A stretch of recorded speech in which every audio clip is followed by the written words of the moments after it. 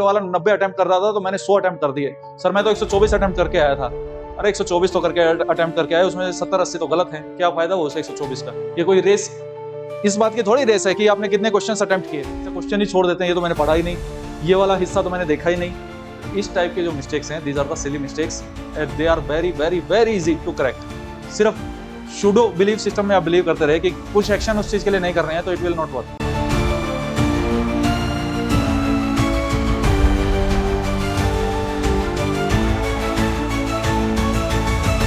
जय हिंद everyone, welcome back to AVKS academy. मैं नवीन शौकत एक बार फिर से स्वागत करता हूं एवीकेएस के इस प्लेटफॉर्म पे।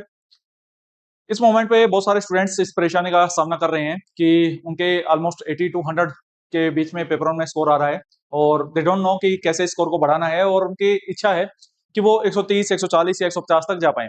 सबसे पहले तो उनके माइंड में यही डाउट आ जाता है कि क्या ये लास्ट 1 मंथ में डुएबल भी है। तो मैं आपको बता दूं कि if you are ready to accept the hell month challenge, और इस वीडियो में मैं जिन गलतियों के बारे में बात करूंगा, आप उन गलतियों को सुधार लोगे तो मैं 100% श्योर हूं कि आप आसानी से इस स्कोर को बढ़ा पाएंगे।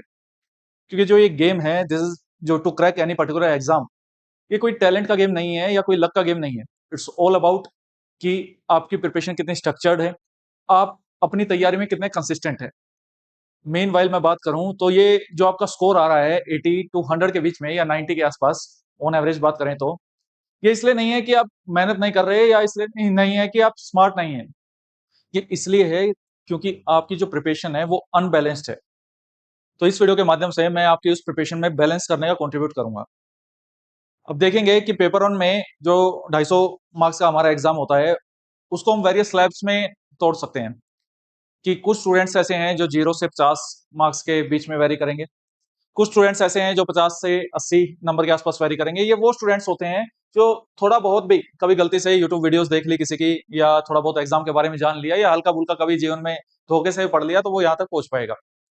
लेकिन बहुत सारे स्टूडेंट्स ऐसे होते हैं जो रेगुलर बेसिस पे पढ़ाई करते होते हैं। इवन उन्होंने नॉट ओनली द एनसीईआरटी, उन्होंने स्टैंडर्ड बुक्स भी मल्टीपल टाइम पढ़ी होती है, या किसी ना किसी कोर्स के स्टूडेंट भी रहते हैं, लेकिन still they are stuck in this slab.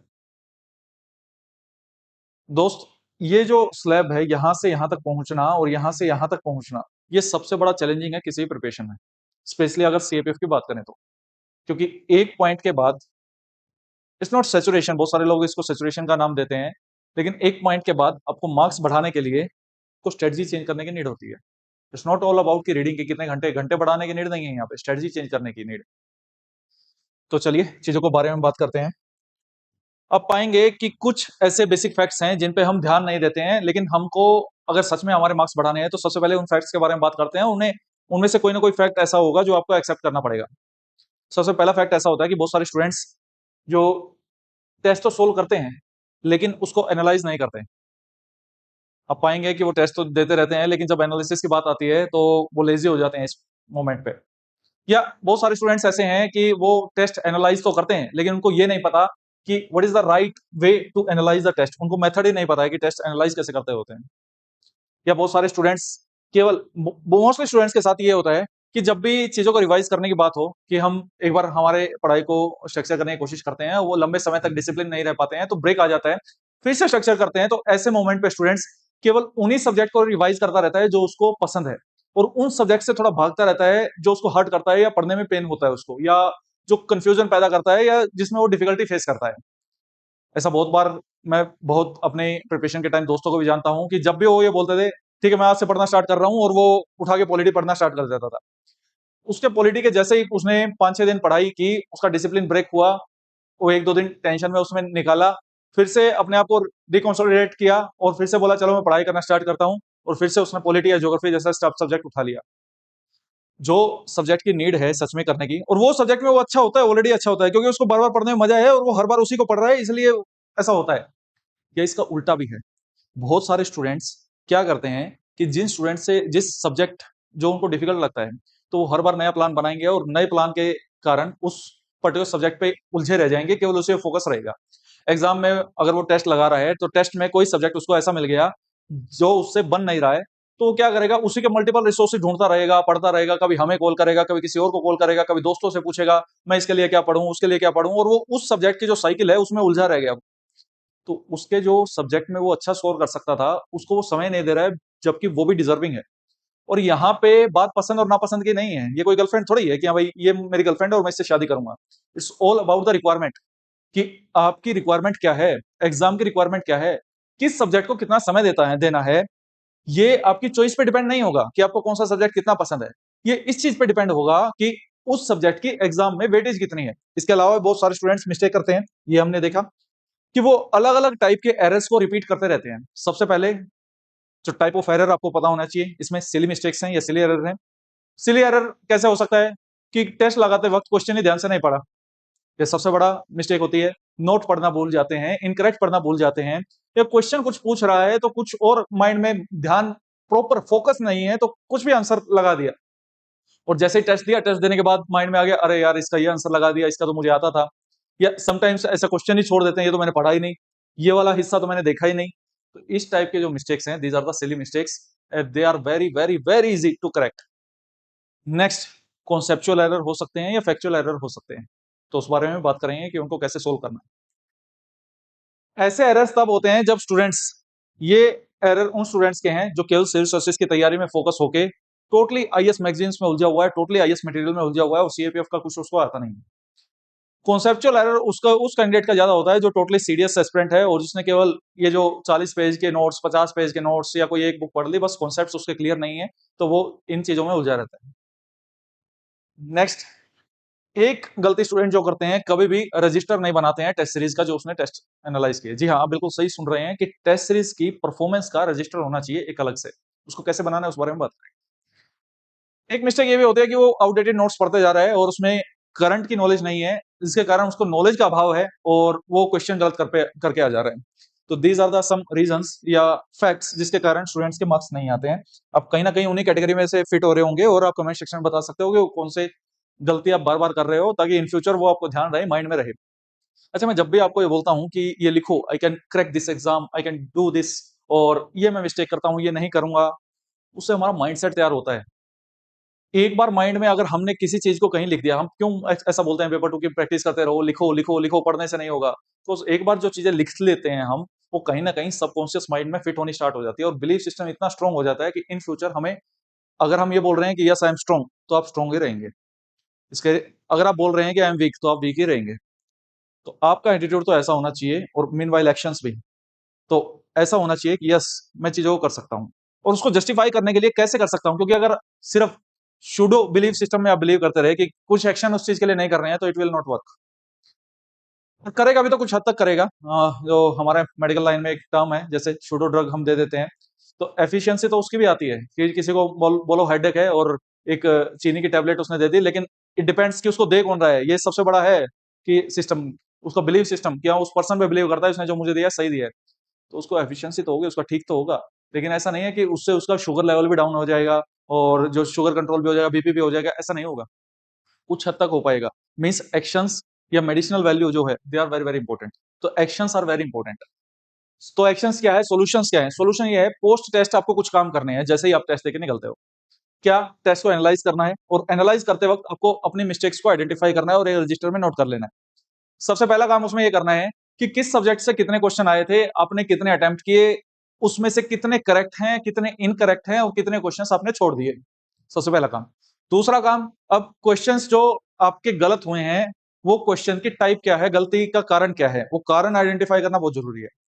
उनमें से कुछ 4-5 क्वेश्चन ऐसे होंगे जो सिली मिस्टेक्स के कारण होंगे, आपने क्वेश्चन ध्यान से नहीं पढ़ा, हो सकता है कि, और जो अनअटेम्प्टेड है, वो किस रीजन से अनअटेम्प्टेड है वो भी देखना है आपको, कि वो क्वेश्चन ही नहीं आता था, या समय नहीं बचा, क्या कारण था उसका।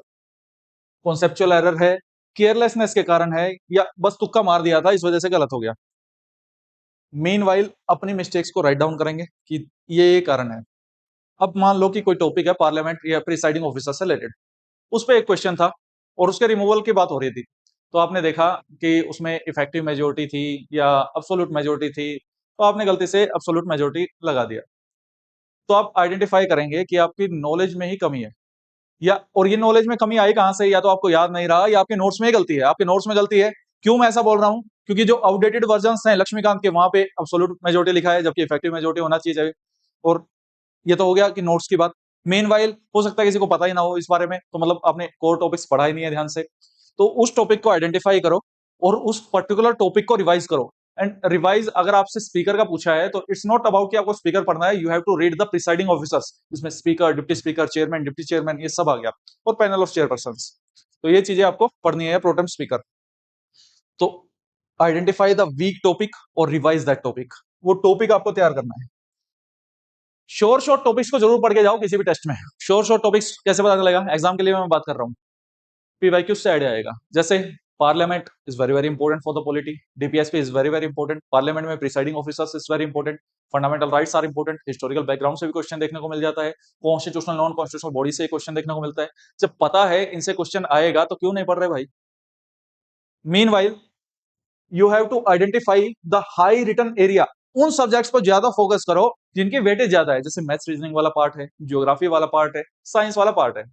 अभी जैसे कल एक सेशन था, उसमें एक लड़की का डाउट था, सर मैंने साइंस रिवाइज की है पीवाईक्यू से, पीवाईक्यू से पूरा सब्जेक्ट कैसे रिवाइज हो सकता है, या मैंने पढ़ाई नॉट नॉट रिवाइज, उसने पढ़ाई पीवाईक्यू से है, वो तो रट लिए, अब वो सेम पीवाईक्यू का कॉन्सेप्ट अगर आ गया तो उसकी भी गारंटी नहीं है। और उस ऐसा थोड़ी है आपने पीवाईक्यू कर लिया तो सारे के सारे पीवाईक्यू रिपीट होकर नेक्स्ट ईयर आने वाले हैं, ऐसा नहीं होता है जी।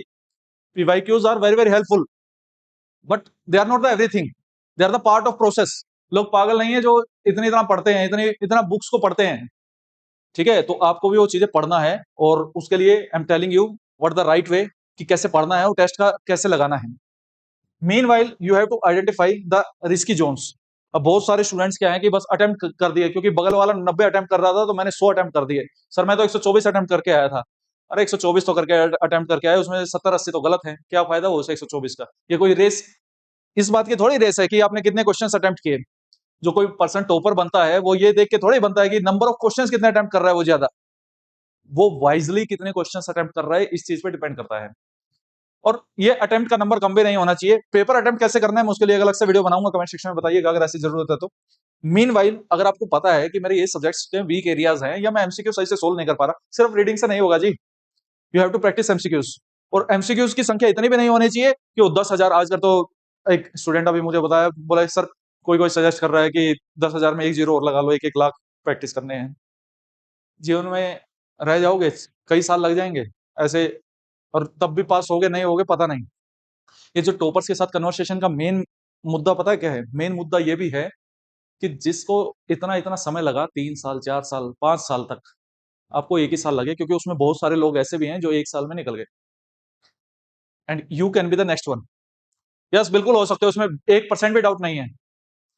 आप ये वीडियो देख रहे हो means you value your self, आप अपने आप को समय दे रहे हो। उन रील्स पे समय व्यतीत करने से तो बहुत ज्यादा अच्छा है कि आप लाइफ में वैल्यू एडिशन कर रहे हो। Means quality is very very important other than the quantity. Number of question 5,000 10,000 ये प्रैक्टिस करते हो, इससे कुछ नहीं होता है। सब्जेक्ट को रिवाइज करो through the PYQs, it's very important, it's nice. उसके लिए 300-400 क्वेश्चन लगाए बहुत है। उस सब्जेक्ट की वेटेज के हिसाब से आपका कितना तैयार है, जिस सब्जेक्ट में फोबिया है उसकी वेटेज बढ़ा दो, डेली 30 क्वेश्चन लगा लो, 40 लगा लो। सर कितने लगाऊं, 100 लगाऊं क्या, 200 लगाऊं, it's depends on your capacity. ये कोई दूसरा बता ही नहीं सकता, क्योंकि ये कोई रिटर्न नहीं है, फॉर्मूला नहीं है ये कि इतना करोगे तो इतना नंबर आ जाएगा। सब टू यू। आप इनिशियली 10 लगाओ, फिर 20 करो, फिर 30 करो, फिर 40 करो, धीरे धीरे बढ़ाओ। Next, rate your performance. जो मैंने आपको बताया कि एक रजिस्टर बनेगा टेस्ट सीरीज का, उसमें अपने आप को रेटिंग करो। कॉन्फिडेंस कैसा रहता है पेपर लिखते वक्त, माइंडसेट कैसा रहता है, कॉन्सेप्ट्स कितने क्लियर होते हैं जब मैं पेपर लिख रहा हूं, टाइम मैनेजमेंट मेरी कैसी है। तो जब इन चीजों को रेटिंग करना स्टार्ट करो, confidence is very very very important. 10 से 15 नंबर कॉन्फिडेंस के हैं। जिन स्टूडेंट्स का 2024 में पेपर उनकी कट ऑफ पार नहीं हुई, उनका कॉन्फिडेंस वीक था। पेपर में 98 नंबर जनरल कैटेगरी के लिए लिए जा सकते थे। जो लोग ये बोल रहे थे ना उस टाइम समय वीडियो बना बना के, जो कि इस पेपर में तो 130 रैंक 1 के आएंगे, रिकॉर्ड उठा के देख लेना। ऐसे ना जाने कितने कैंडिडेट्स को जानता हूं जिन्होंने 140 150 स्कोर किया है पेपर 1 में। रही बात पेपर 2 की, पेपर 2 के बारे में बात करेंगे। अगर ऐसी वीडियो पेपर 2 की चाहिए तो पेपर 2 की भी बना दूंगा, क्योंकि एक ही वीडियो में सब कुछ डिस्कस करना वो सही नहीं है, क्योंकि वो आपका माइंड जो है इफेक्टिवली यूटिलाइज नहीं कर पाएगा और पर्पस डिफीट हो जाएगा वीडियो का। दोस्त पैसे में भी ये चीज नहीं बता पाएगा आपको कोई, एक्सपेरिमेंट करके देख लेना एक बार, you will get the idea. तो जब इन चीजों को, accuracy is very very important. अब कितनी एक्यूरेसी करते हो, कितने क्वेश्चन अटेम्प्ट किए उसमें से एक्यूरेट कितने हैं, वहां से आपको आइडिया आएगा कि गैस वर्क लेना है या नहीं लेना है। और इन एमसीक्यू प्रैक्टिस करने का सबसे बड़ा बेनिफिट ये होता है, आपने देखा होगा अक्सर टॉपर से आप बात करेंगे, कभी भी जनरलाइज वे में कभी बात करके देखना, आपको आइडिया आएगा। टॉपर कुछ ऐसा नहीं है कि अलग से कहीं से टॉपर वो पैदा हो गया है। इट्स नॉट टैलेंट, मैं फिर से बोल रहा हूँ, it's not luck. Specially in the written part, जहाँ सब्जेक्टिविटी होती है वहां हम कुछ हद तक बोल सकते हैं the paper one is totally totally objective, that's why we call it's a objective paper. Objectivity free from the biasness. इसने ये आंसर निकाला 2 नंबर इसको, इसने ये निकाला 2 नंबर इसको। तो टॉपर्स जो प्रैक्टिस कर चुका होता है उसकी एक सीधी सी बात ये होती है, उसको भले ही ना पता हो कि ये आंसर है उसको, लेकिन ये जरूर पता होगा 2 ऑप्शंस में कि ये तो आंसर हो ही नहीं सकता। वो स्किल है, वो कहाँ से आती है, वो प्रैक्टिस से आती है। तो जो आपकी रिक्वायरमेंट है उसको आइडेंटिफाई करो, और मैं दे रहा हूँ ना MCQ question bank is there, 3300 question आप है अपनी रिक्वायरमेंट के हिसाब से लगाओ जो क्वेश्चन है। और ऐसा भी प्राइस नहीं है कि आपको इतना सोचना पड़े या चीजें करनी पड़े, अफोर्डेबल इन नेचर। और आपको कहीं से और मार्केट में अगर चीजें हैं, लेकिन this is not the time for the experiment, this is the time to utilise. और एफर्ट करने का समय है दोस्त, एफर्ट करो। मीनवाइल जो सब्जेक्ट्स में कॉन्सेप्ट्स क्लियरिटी नहीं है, यूट्यूब पे पूरा कोर्स करवाया है। मुझे पता था प्रेशर बनेगा, मैं या मेरी टीम काम करेगी, पूरे यूट्यूब पे प्रेशर बनेगा, सीएपीएफ कम्युनिटी पे बना। सबने कुछ ना कुछ देना स्टार्ट किया, खूब वीडियोस अब आ रही हैं, अब हम और करेंगे।